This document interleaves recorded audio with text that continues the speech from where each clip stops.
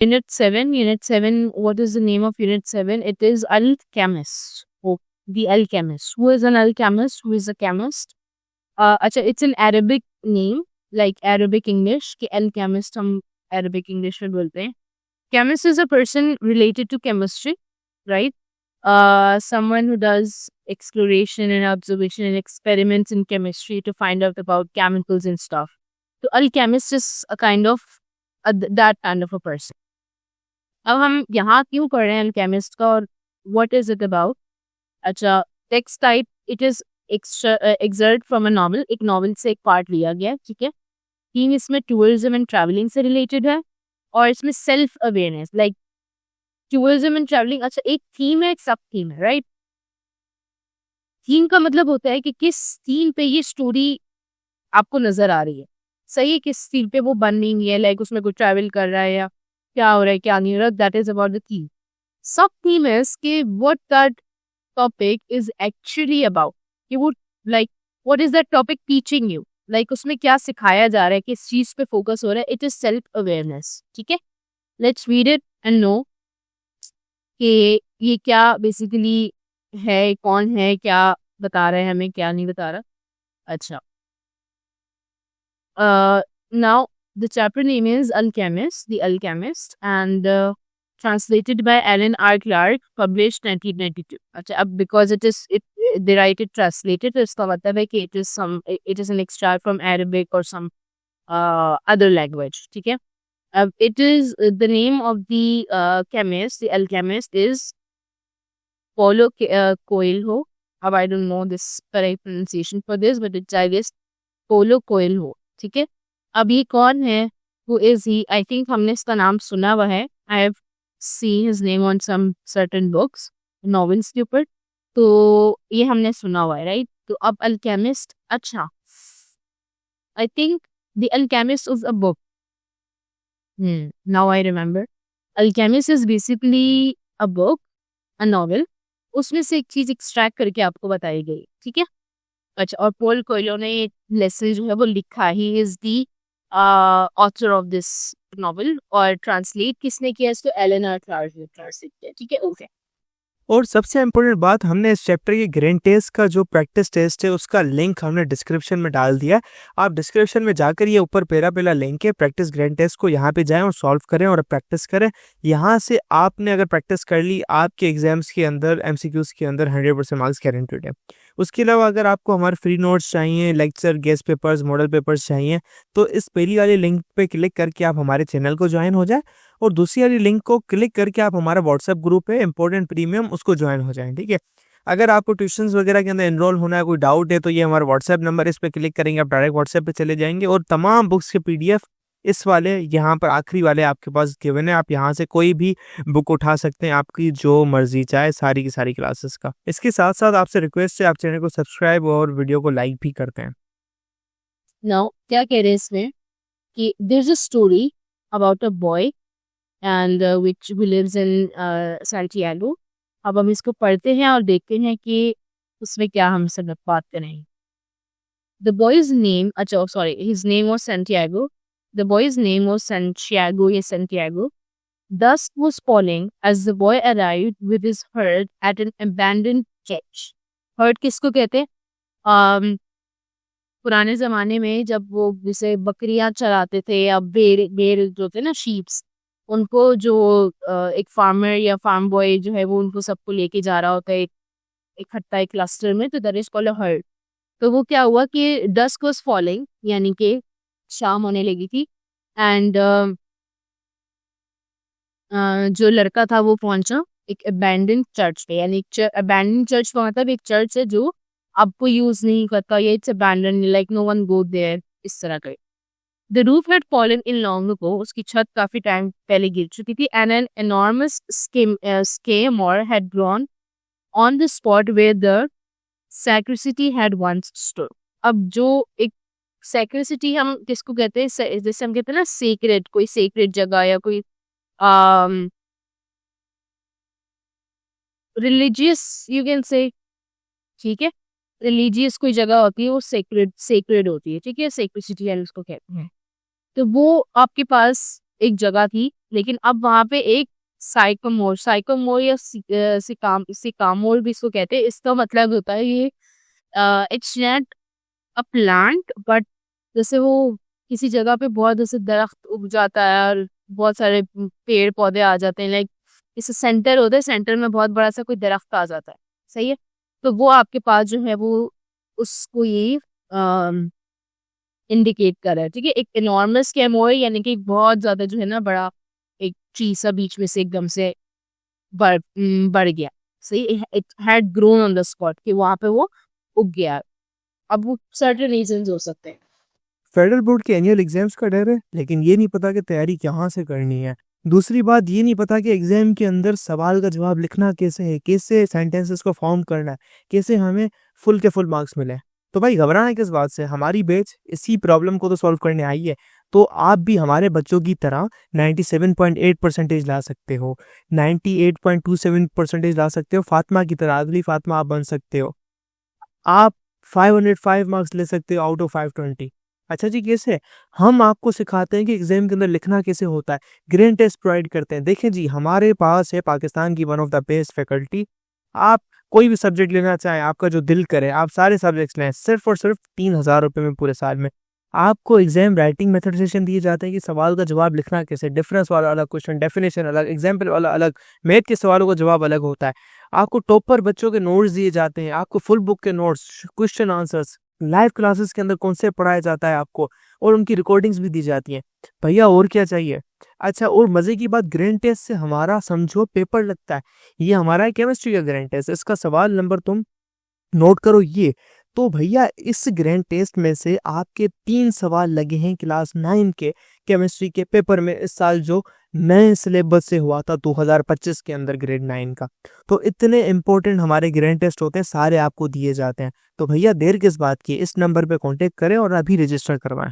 He decided to spend the night there. उसने decide किया कि वो रात वहीं रुके. He saw to it that all the sheep entered through the ruined gate, and they laid some planks across it to prevent the flock from wandering away during the night. यानी सबको उसने sheeps को जमा किया और उसने फिर जो है वो प्लैंक्स का मतलब होते हैं लकड़ी के ना टुकड़े होते हैं, ठीक है, बड़ी बड़ी लकड़ी के टुकड़े होते हैं,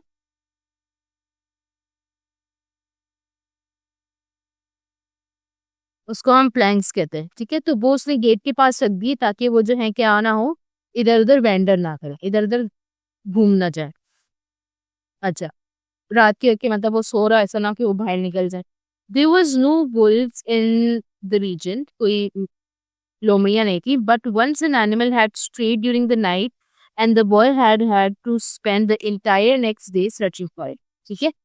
कि एक दिन ऐसा हुआ था कि उनका मतलब कोई वुल्व्स तो नहीं है, लेकिन उनका एक एनिमल यानी कि एक शीप कहीं चली जाती थी, तो सैन डिएगो को जो है ना पूरी जो है ना वो पूरी जो है वो पूरी रात वो लगा के जो है ना वो इधर उधर जा जा के वो ढूंढ रहा होता था, फिर उसको पूरी रात ढूंढ के उसको फिर और नेक्स्ट डे उसको वो मिलती थी, शीप या जो भी एनिमल वो हर जिसका लेके जा रहा था।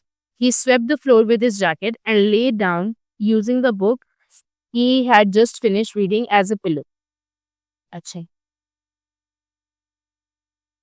उसने फ्लोर साफ किया विद हिज जैकेट, अपनी जैकेट से उसने फ्लोर साफ किया और वहां लेट गया using the book he had just, और जो मतलब उसने अपनी जैकेट उतारी, जैकेट से थोड़ा सा फ्लोर जैसे मिट्टी मिट्टी होती है उसने उसको झाड़ी, और फिर उसने वो जो बुक वो पढ़ रहा था उसने उसके अपने सर के नीचे एज अ पिलो उसको रख के उसके ऊपर वो लेट गया। He told himself that he would have to start reading thicker books. उसने अपने आप को बोला कि उसको ना मोटी किताबें पढ़नी चाहिए ताकि उसको थोड़ा सा पिलो लाइक उसकी जो बुक होगी वो बहुत पतली सी होगी तो वो उसको पिलो वाला फील नहीं दे रहे, तो उसको क्या है उसने कहा कि मैं थोड़ी मोटी बुक्स पढ़ूंगा ताकि at least I can use it as a pillow. They lasted longer and made more comfortable pillows, कि वो ज़्यादा टाइम तक रहेंगी भी, और जो है क्या होगा यानी कि ज़्यादा टाइम तक रहेगी कि मतलब उसको क्योंकि लंबी होगी बुक तो उसको पढ़ने में टाइम भी लगेगा। एंड मेड मोर कंफर्टेबल, ज़्यादा कंफर्टेबल पिलोज उससे बनेगी। कंफर्टेबल इन सेंस कि जैसे बड़ा पिलो होता है तो you can put your head on it, right, correctly. अगर छोटा सा होता है जैसे पिलो भी छोटा होता है तो आप सही से सो नहीं पाते, तो you need a good big pillow. It was still dark when he awoke, and looking up, he could see the stars through the half-destroyed roof. रात थी, अभी भी अंधेरा था और वो उठ गया और उसको स्टार्स अभी भी नजर आ रहे थे। जो जो रूफ थी वो थोड़ी थोड़ी जो डिस्ट्रॉय यानी कि जो टूटी हुई थी, तो वहां से उसको थोड़ा थोड़ा जो है ना सितारे नजर आ रहे थे। I wanted to sleep a little longer, he thought. He had the same dream that night as a week ago, and once again he had awakened before it ended. उसको अब कोई एक ख्वाब है जो उसको बार बार आ रहा है। अब उसको एक हफ्ते पहले इस सेम ख्वाब आया था और वो ख्वाब खत्म होने से पहले दोबारा उठ गया। लाइक एक दफा पहले भी ऐसे हुआ कि वो ख्वाब देख रहा था और वो ख्वाब पूरा होने से पहले ही उसकी आंख खुल जाती थी, और आज भी इसी तरह हुआ। He arose and taking up his proof. अच्छा, arose का मतलब होता है उठना, खड़े होना, उठना। He arose and taking up his, अच्छा, not always खड़े होना, उठना, like it's a gesture। जैसे आप बैठे हुए हो ना, अब जैसे ऐसे आप टेक लगा के बैठे हो and someone is talking to you, तो आप एकदम से टेक से ऐसे उठ के जैसे आगे की तरफ बढ़ते हो, तरह ऐसे लगता है फिर you know getting up your posture. तो वो जो पोस्चर आपका उठता है उसको आप अरोज कहते हो, अराइज होना, ठीक है। तो वो दैट इज बेसिकली अराइज। तो वो आपके पास है कि he arose and taking up his crook began to awaken the sheep that still slept. फिर उसने अपनी क्रू के यानी वो जो जिस लकड़ी से जो शीप्स को जो कराया था, तो उनको उसने एक एक करके उठाना शुरू किया जो अभी तक सो रही थी। He had noticed that as soon as he awoke, most of his animal also began to stir. उसने ये नोटिस किया कि जैसे ही वो उठा तो वो ज्यादातर उसके एनिमल्स भी जो है ना वो स्टर का मतलब अच्छे से हिलने लग जाते हैं ना, जैसे थोड़े थोड़े हिलने लग जाते हैं। It was as if some mysterious energy bound his life to that of the sheep. तो ऐसा था जैसे कि उसकी, जैसे उसको जाग आती थी तो शीप्स भी ऑटोमेटिकली उठ जाती थी। कुछ कुछ शीप जो है ना ऑटोमेटिकली, तो उसका ऐसा जैसे कि उनके साथ की कनेक्शन है उसका। With whom he had spent the past year, 2 साल से उनके साथ है, तो एक कनेक्शन बॉन्डिंग सी हो गई है। Leading them through the country side in search of food and water, कि वो कंट्री साइड की तरफ जाता रहता था खाने और पानी की वजह से। क्या कि मतलब जैसे बकरियां जो चराते हैं या शीप चराते हैं वो इधर से उधर जाते रहते हैं। They are so used to me that they know my schedule. वो इतने मुझसे यूज टू हो चुके हैं, इतने मेरे साथ आदी हो गए हैं कि उनको मेरा स्केड्यूल भी अब पता है। ही मटर्ड।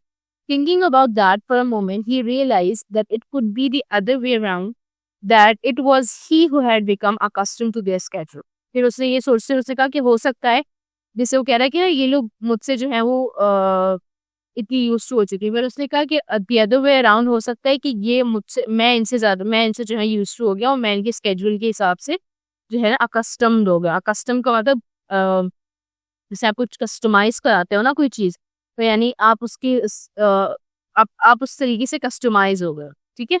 But there were certain of them who took a bit longer to awaken, but कुछ जो थी जो बहुत टाइम लगाती थी उठने में। The boy prodded them one by one with his crew, calling each by name. उनको एक एक करके अपनी डंडी से हिलाना, उन सबके उससे नाम रखे। ऑब्वियसली 2 साल से like it's a kind of a sense कि आपको ना पहचान हो जाती है अपने एनिमल की। तो उसने उनके नाम रखे थे, उनको एक एक करके उतारा था। He has always believed that the sheep were able to understand what he said. So there were times when he read them parts of his book that he made an impression on him, or when he would tell them of the loneliness or happiness of a shepherd in the fields. Sometime he would comment to them on the things he had seen in the villages they passed. अब क्या रहता था, मतलब obviously when you have a pet animal like a cat or a dog, so when you talk or when you tell them to sit, they sit. When you tell them to eat or when you tell them to come, they come. तो मतलब बस वो आपकी बात समझने लगते हैं, right. इन some sense वो आपकी बात समझने लगते हैं। It's a connection, it's a kind of a connection.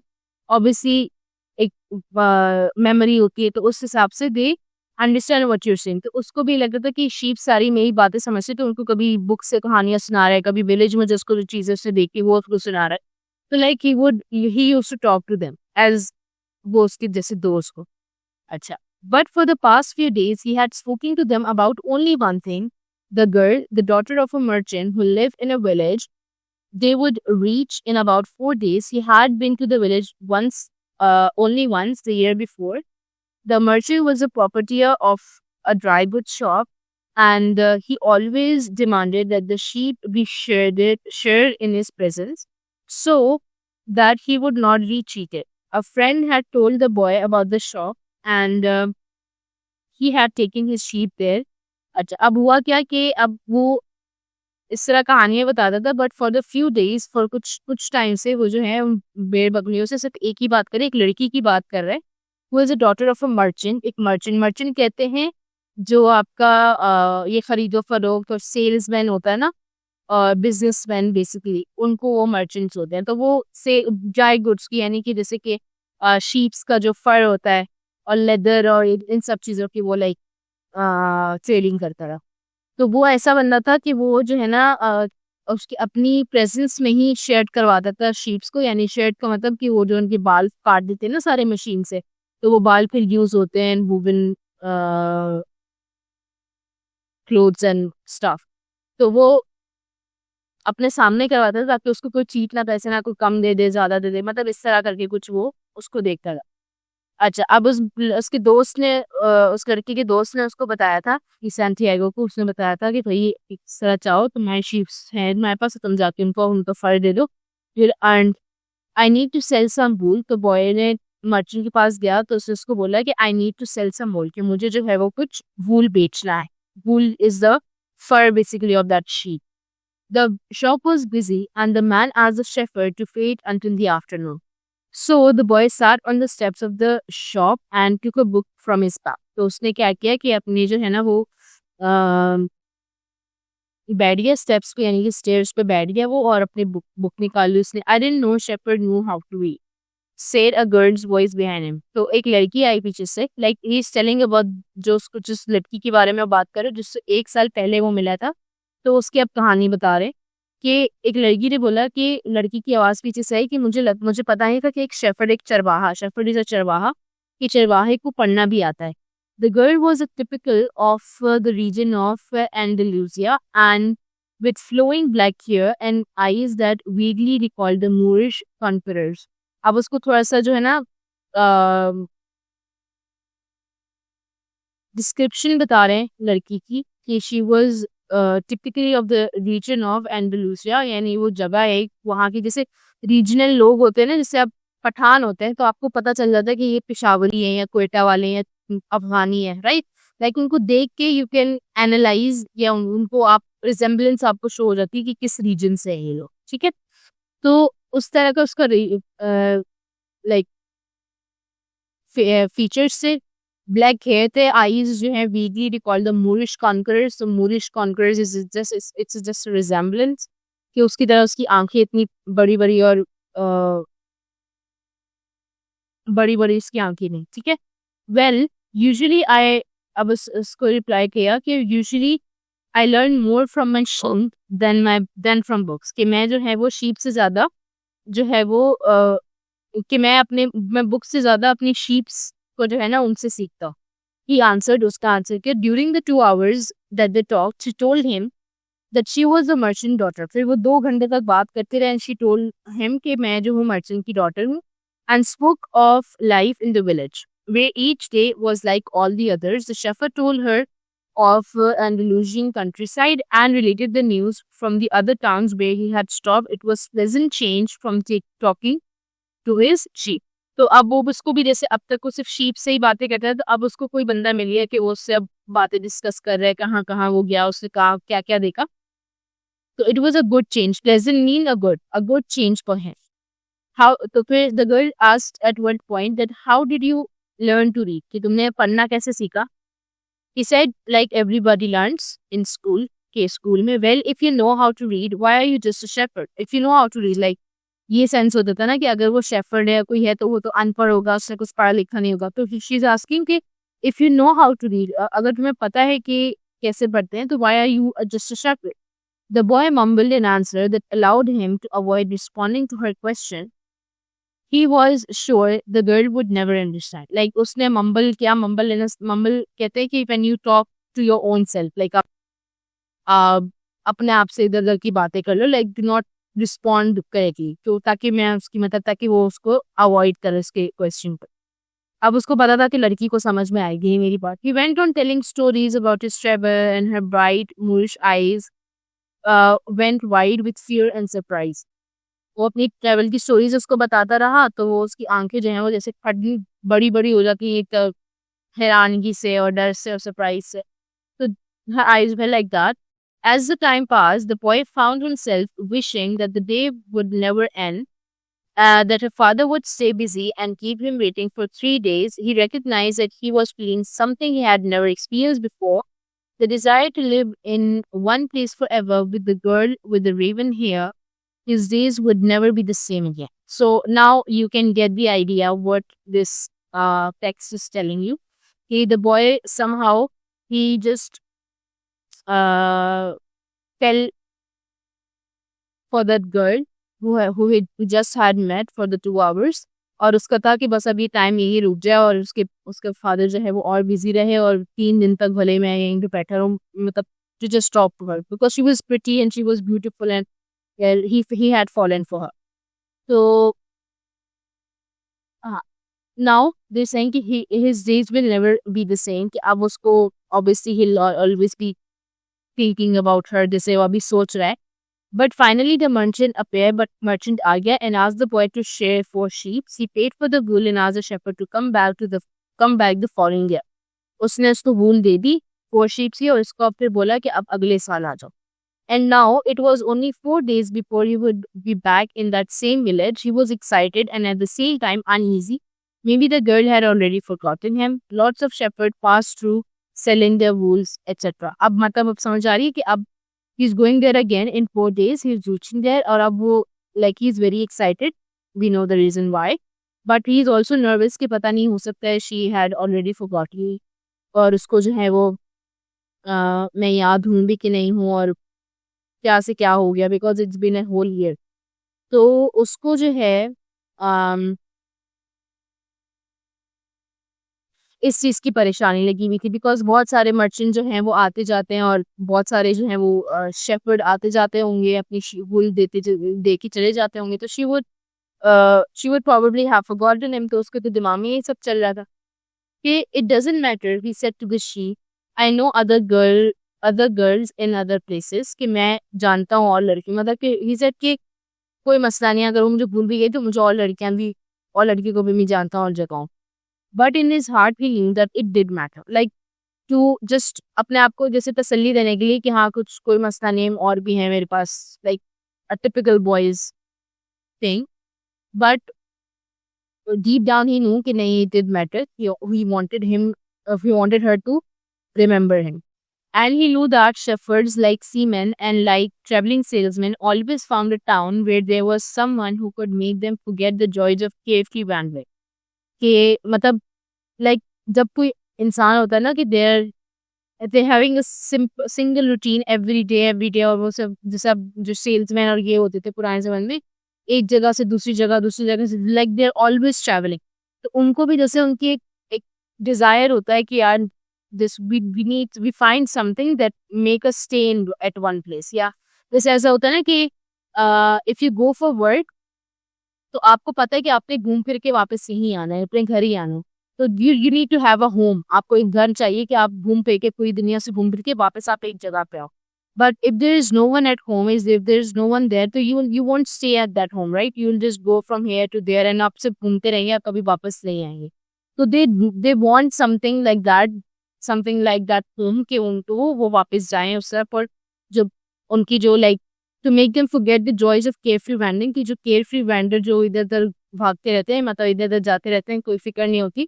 तो इससे वो लोग जो है ना वो आज़ादी भी चाहते हैं एक तरह से, ठीक है. did not completely happy till that. The day was dawning and the shepherd urged his sheep in the direction of the sun.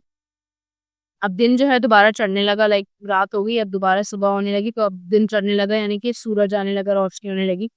The shepherd urged his sheep in the direction of the sun. They never have to make any decisions, she thought.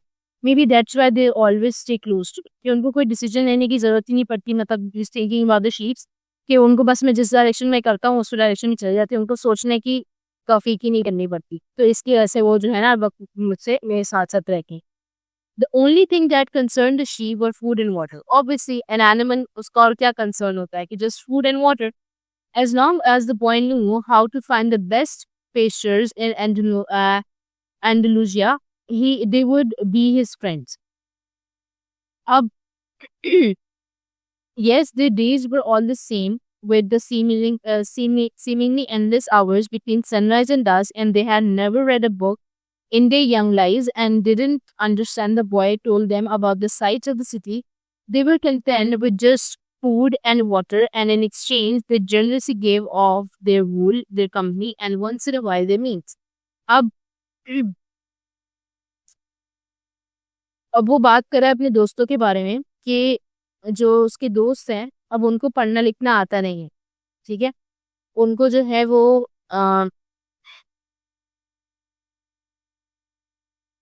अच्छा, यहाँ से start करते हैं वापस। As long as the boy knew, अच्छा, as long as the boy knew how to find the best pastures in Indonesia. अब best pastures का मतलब क्या होता है? बेस्ट पैस्चर, पैस्चर, ये पैस्चर्स होते हैं, उसको आप कहते हैं कि a land, an area, a green area, यानी कि basically it's about the field और दी ग्रासी एरिया, ठीक है। उस चीज के बारे में बात करें कि जब तक मतलब उसको जो पता हो कि मतलब शीप्स की बात हो रही है कि शीप्स उसके साथ रहती है, वो इस वजह से कि मतलब बस बॉय को पता होता है कि अच्छी अच्छी जगह, अच्छे इलाके कहाँ हैं जहाँ पे इनको अच्छा खाना मिल सकता है, तो ये वहां जाता है। तो फिर ना उनको जो है वो आ, ना उनको किसी किताब के लफ्ज का पता है ना कुछ पता है, बस वो उसके साथ रहते थे। उनको सिर्फ फूड और वाटर के साथ जो है ना वो खुश है, और फिर वो इन एक्सचेंज वो उनका अपना जो फूल भी आराम से दे देती है, अपनी कंपनी भी देती है, and in once in a while they meet. It's a sarcastic sentence कि once in a mile they meet, कि ऑब्वियसली अब वो इतना उनको क्लोज रखते हैं, उनको दोस्त होते हैं, बट कभी कभी अगर खुद को भी भूख लगेगी तो he cut them and eat their food, right, eat their meat. तो वो ये इन अ सेंस, इस सेंस में वो बात करे कि like it's like there his friends, ठीक है। अच्छा, if I become a monster today and decided to kill them one by one, they would become aware only after most of the frog had been slaughtered. Thought the boy, they trust me and they've forgotten how to rely on their own instincts because I let them to nourish me. कह रहे कि अगर जो है मैं आज एक monster बन जाऊं, उन सबको मारने लग जाऊं एक एक करके, वो जो है ना अपनी शीप से बातें कर रहा था। वहां जाने से पहले वो लड़की से मिलने जा रहा था, यानी उस जगह पे वो जा रहा था मर्चेंट की डील के लिए, बट ही वॉज एक्साइटेड कि वो उस लड़की से मिलेगा। और वो नॉर्मली अपनी भी शीप्स के बारे में बात कर रहा था कि वो बुक्स पढ़ती नहीं है, तो जो मैं इनको बोलता हूँ जैसे करता हूँ, मैं मेरे साथ वो आदी हो गई है, तो अगर मैं उनको स्लॉटर भी कर दूँ तो जब तक आदी स्लॉटर नहीं हो गई होंगी किसी को पता भी नहीं चलेगा कि कुछ हो रहा है यहाँ पे। यानी कि उससे बहुत ज़्यादा फेमिलियर है और सारा कुछ, एज अ फ्रेंड उसके साथ वो लोग टाइम स्पेंड करके। The boy was surprised at his thoughts. Maybe the church with the scammer growing from within had been haunted. अच्छा, अब वो लड़का जो है ना अपनी जो ख्यालात है उससे थोड़ा सा सरप्राइज रहता है कि मैं क्या सोच रहा हूँ। ऐसे होता है ना कभी कभी आप बैठे बैठे किसी सोच रहे हो, फिर एकदम से आप अपने आप को हिलाते हो कि क्या सोच रहे हो। इस तरह से जो है ना वो सरप्राइज हुआ, और तो तो उसने कहा कि पता हो सकता है ये जो चर्च हो जो इतने टाइम से बंद है और उसके अंदर ये जो या तो पेड़ लगा हुआ है, इसमें कोई असरात है या कुछ, जिसकी वजह से मैं उल्टी सीधी चीजें सोच रहा हूँ। It had caused him to have the same dream for the second time, कि अब इसको जो है वो सेम ड्रीम दूसरी दफा आ रहा है, and it was causing him to feel anger toward his faithful companions. और अब इसको, अब उसकी जो फेथफुल, और जिसकी वजह से क्या हो रहा था कि इसकी जो फेथफुल कंपेनियंस हैं उनकी तरफ उसको जो है ना वो गुस्सा आने लग रहा था, यानी वही ना कि उनको मैं मार दूं, इनके हर वक्त मेरे साथ इधर उधर चलती रहती है ब्ला ब्ला। तो उसको उनपे, यानी विद फेथफुल कंपेनियन किसकी बात हो रही है? शीट्स की बात हो रही है, ठीक है। अच्छा, तो उसको लग रहा था कि क्या मुझे जो है ना ये शायद यहाँ पे कोई असरात हैं जिसकी वजह से मुझे इस तरह की जो है ना वो ख्वाब आ रहे हैं, ठीक है, जिसकी वजह से मुझे अपनी शीप्स जो है वो बुरी लग रही है। He drank a bit from the wine that remained from his dinner of the night before. उसके पास तो ऐसी वाइन रखी हुई थी, तो उसने वो पी जो उसने एक दिन पहले डिनर किया था, उसमें उसके पास थोड़ी सी वाइन बची थी, उसने उसको पिया।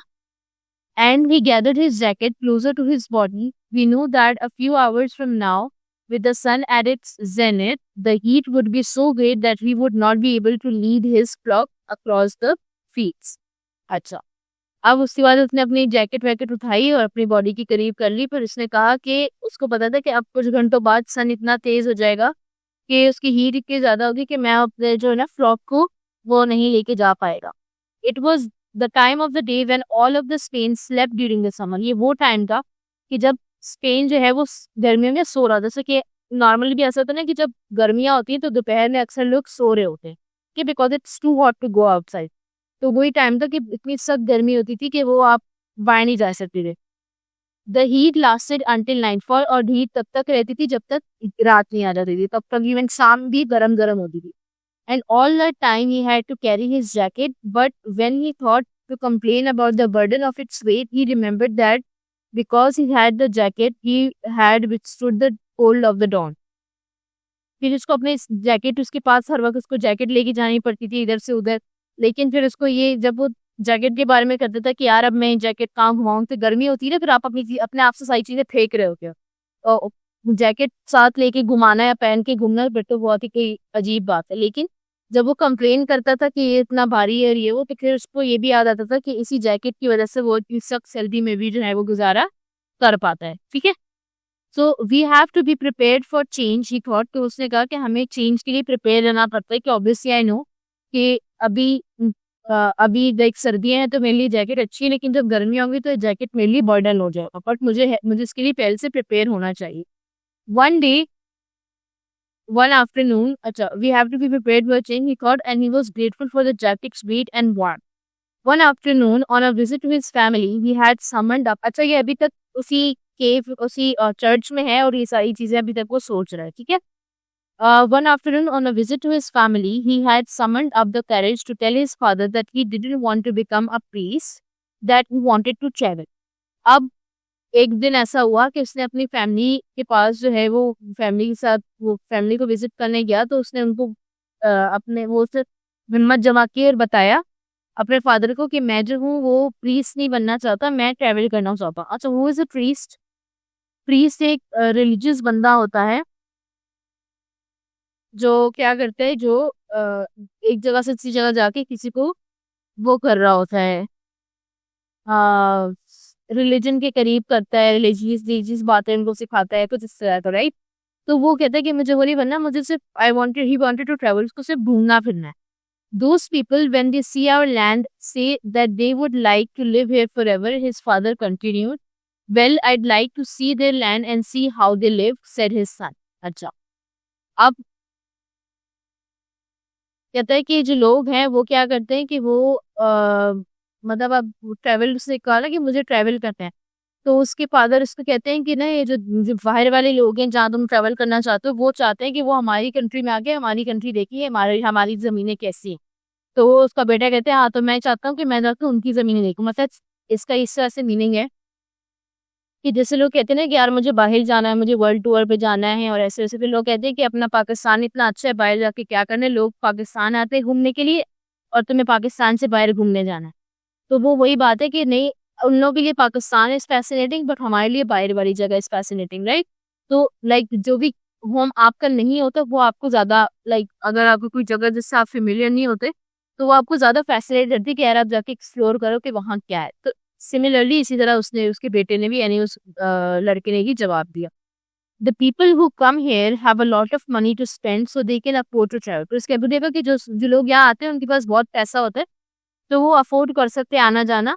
Amongst us the only ones who travel are the shepherd. और हमारे उसमें जो सिर्फ ट्रैवल कर सकते हैं वो सिर्फ शेफर्ड ही होते हैं, ताकि वो एक दूसरे से एक जगह से दूसरी जगह जाके अपनी फसल, जो भी जो शीप्स है उनकी वो उनका वूल जो है वो बेच सके और पैसे कमा सके.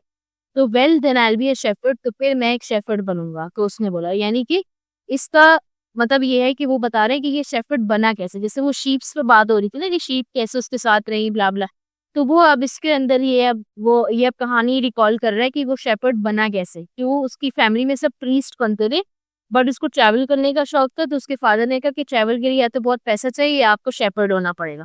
तो उसने कहा कि मैं शेफर्ड होना मुझे मंजूर है, मैं शेफर्ड बन जाऊंगा. तो that's why he is a shepherd now. Right. अच्छा, हिज फादर सेड नो मोर. उसके अब्बू ने फिर और कुछ नहीं कहा. The next day he gave his son a pouch that held 3 ancient Spanish gold coins. I found these one day in the fields. अच्छा, फिर क्या हुआ कि उसके फादर ने नेक्स्ट दिन उसको एक पाउच दिया जिसमें 3 एंशियंट स्पेनिश गोल्ड कॉइन्स से, यानी स्पेन की गोल्ड कॉइन्स से 3. ठीक है. अच्छा,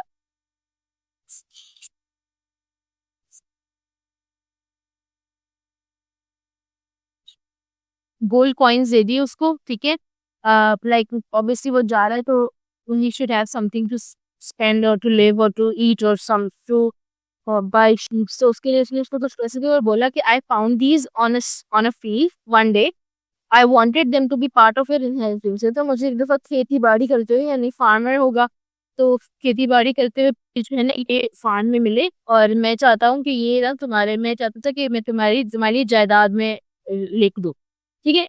और वो ऑब्वियसली गरीब लोग होते हैं, उनके पास अपना तो कुछ नहीं होता, उनको या कोई दे देता है या कहीं से मिल जाता है, तो वो उसकी इनहेरिटेंस तो ऑब्वियसली गोल्ड के कॉइन्स से। But use them to buy a flock, but अब इसका तुम इस्तेमाल करो कि तुम अपना फ्लॉक बनाओ। फ्लॉक का मतलब शीप्स खरीदो, to take the fields, take to the fields and someday you'll learn that our countryside is the best। उनको फील्ड्स में लेके जाओ, यानी जगह जगह लेके जाओ, और फिर तुम्हें पता चलेगा कि हमारा कंट्री साइड सबसे अच्छा है। And our women are the most beautiful, और हमारी जो औरतें हैं, हमारी जो लड़कियां हैं वो सबसे ज्यादा खूबसूरत है, ठीक है। अच्छा, and he gave the boy his blessing, और उसको दुआएं दी। The boy could see in his father's gaze a desire to be able to to be able himself to travel the world. तो उसके फादर की गेज में उसको एक डिजायर नजर आई, यानी कि उसको एक चाहत नजर आई कि वो दुनिया ट्रेवल करे। A desire that was still alive, एक डिजायर जो कि मतलब उसका जो फादर था, उस बच्चे को अपने फादर, यानी इस लड़के को अपने फादर की आंखों में वो एक डिजायर नजर आई थी कि वो भी चाहता था कभी कि वो घूमे, लेकिन उसने अब वो डिजायर जो है, वो जो डिजायर अभी तक उसकी आंखों में थी, but despite his father's having had to bury it over dozens of years under the burden of struggling of water to drink, food to eat, and the same place to sleep every night to his life। कि उसके father की आंखों में वो देख ख्वाहिश नजर आती, बट स्टिल उसको दबाना पड़ा, और रोज जो है वो रोजमर्रा के काम करके उसको खाना पीना और इसको जमा करना पड़ा, ठीक है।